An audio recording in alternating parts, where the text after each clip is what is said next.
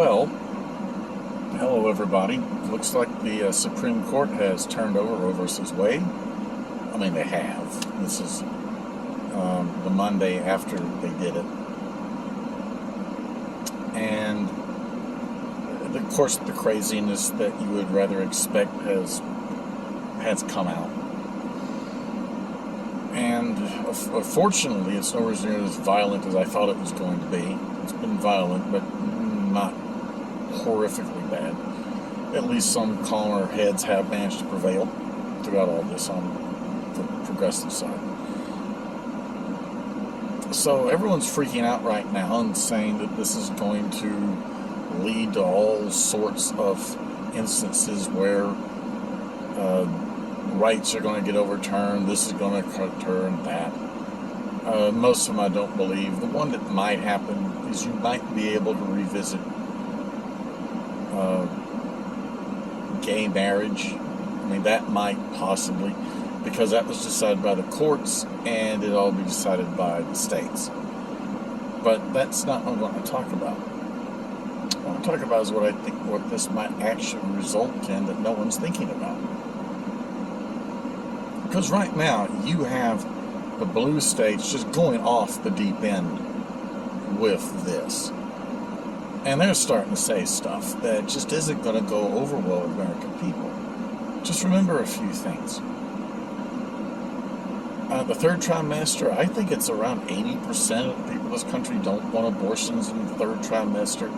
Second trimester, it's in the 60% range, somewhere like that. And even in the first trimester, it's still very much in favor of banning abortions in some of it. It's right when the abortion first occurs. I'm sorry, when the pregnancy, the conception first occurs. Within the first 10, 12 weeks. The thing is, the technology is getting better and better, where they can save the life of a baby even before 12 weeks now. And it's just going to get better. There's a limit. A clump of cells is still cells. I still say it's a human being that just needs to develop.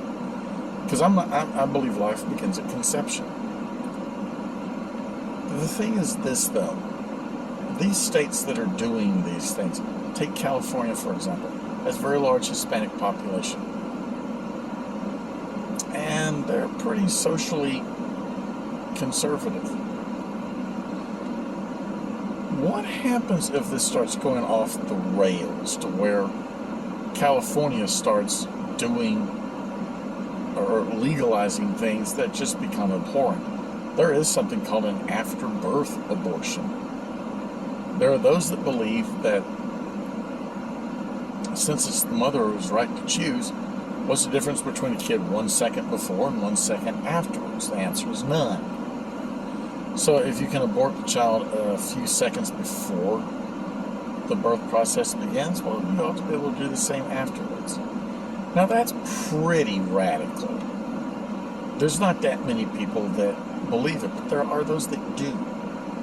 I remember watching a female senator, of all places, from California, a couple of decades ago, who was asked this very question, can you abort a child after it's born?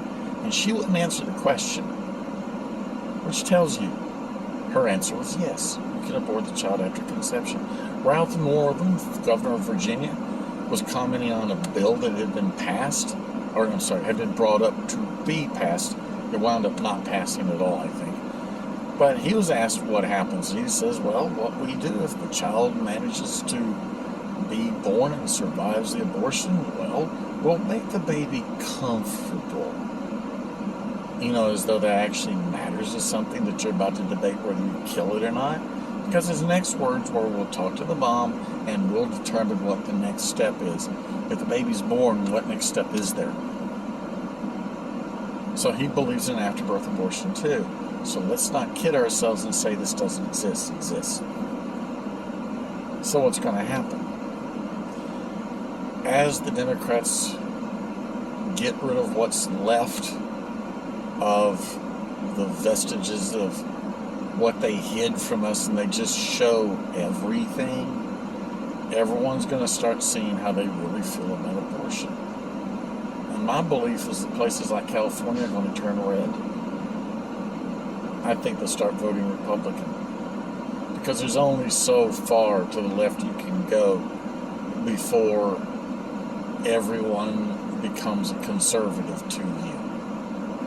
And to everyone else, you've become a hardcore leftist, which does not sell in this country, irregardless of whether you were born here or whether you're an immigrant. People came to this country for a reason, to get away from the craziness of where they came from.